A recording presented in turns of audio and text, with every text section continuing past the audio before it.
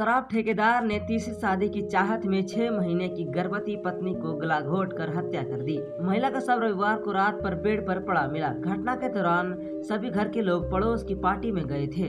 घटना के कुछ समय पहले ही महिला ने अपने देवरानी को फोन करके कहा कि मुझे भूख लगी है, खाना लेकर आओ। देवरानी जैसे ही खाना लेकर पहुंचती है तो महिला के शव को बेड पर पड़ा पाया। शव के गले, चेहरे और पीठ पर गंभीर चोट के निशान थे। मृतका की बहन रीता ने बताया कि हत्या करने के बाद आरोपी पति एक 6 साल की बेटी को लेकर फरार हो गया है। फोन करके उन्होंने बोला कि अगर मेरे खिलाफ पुलिस पर शिकायत की तो बेटी की भी जान से मार दूंगी। माई के पक्ष का आरोप है कि अब काजल की मौत के बाद तीसरी शादी की योजना बना रहा था और इस बार उसकी नजर मृतका की सबसे छोटी बहन नैना पर थी। उसने साली से तीसरी शादी की चाहत में वारदात की। बताया जा रहा है कि मृतका काजल की शादी साल 2020 में उपेंद्र नामक व्यक्ति से हिंदू रीति रिवाज में हुई। शादी के बाद से ही कथित तौर पर काजल कर मारपीट और प्रताड़ित करता था। इस कारण वह कुछ समय पहले अपने मायके जनपद फारुखाबाद के मोहल्ले चौहट लौट गई। हाल ही में आरोपी अपनी पत्नी को ससुराल से फिर वापस लेकर आया और कुछ ही दिनों में उसकी मौत हो गई। काजल के शरीर पर 7 साल पहले ठेकेदार की पहली पत्नी की मौत हो गई थी।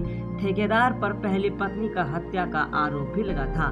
5 साल पहले ठेकेदार ने अपनी साली से शादी की थी। जैतरा थाना के नगला डंडे की है। नगला डंडे गाँव के शराब ठेकेदार उपेंद्र, जो कि 35 साल का है, उसकी शादी 2009 में पूजा से हुई थी।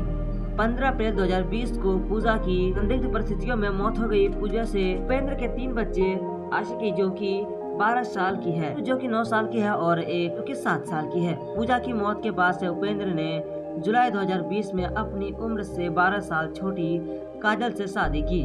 काजल को 1 से 2 साल पहले बेटी हुई थी। आरोप है कि शादी के बाद से ही उपेंद्र मारपीट और मानसिक रूप से उन पर काफी अत्याचार करता रहा। तंग आकर काजल मायके चली गई। उसके बाद उपेंद्र भी ससुराल पहुंचा और बहला फुसला कर काजल को अपने साथ वापस ले आया। शनिवार की शाम को गांव की एक पार्टी हुई थी। पूरी परिवार 9 बजे पार्टी में चला गया। काजल घर पर अकेली थी।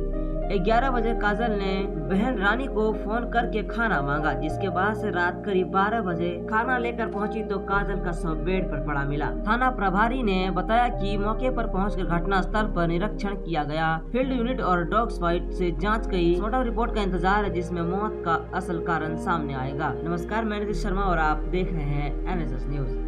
और ऐसा ही अपडेट्स के लिए बने रहें हमारे साथ। और अगर आप हमें कुछ सुझाव देना चाहते हैं तो हमें कमेंट बॉक्स में जरूर